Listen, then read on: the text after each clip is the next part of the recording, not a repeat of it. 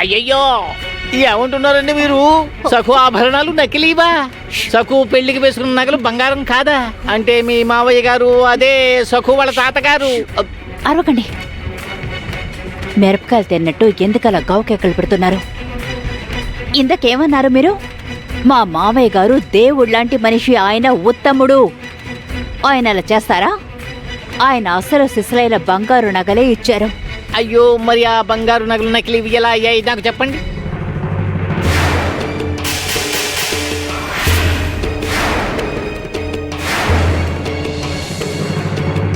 ఏం చెప్పమంటారు? నా బంధువుల గురించి నేనేం చెప్తాను. అదే ఏంటల్లుడు? అంటే శివప్ప? అవునండి, శివప్పే. మీకు బాగా తెలుసు కదా, పాప కుటుంబం అప్పుల్లో పూర్తిగా కూరుకుపోయింది. అందుకే శివప్ప గారు బంగారు నగల్ని రహస్యంగా అమ్మేశారు. ఆ సమయంలోనే నేను సక్కుకి సంబంధం తీసుకొచ్చాను. మంచి సంబంధం వదులుకోలేరుగా. మా పిన్ని 4 రోజుల్లో పెళ్ళంది. ఏం చేస్తారు? వాళ్ళ దగ్గర డబ్బు లేదు, నగలు కూడా లేవు. ఇంకేం చేస్తారు?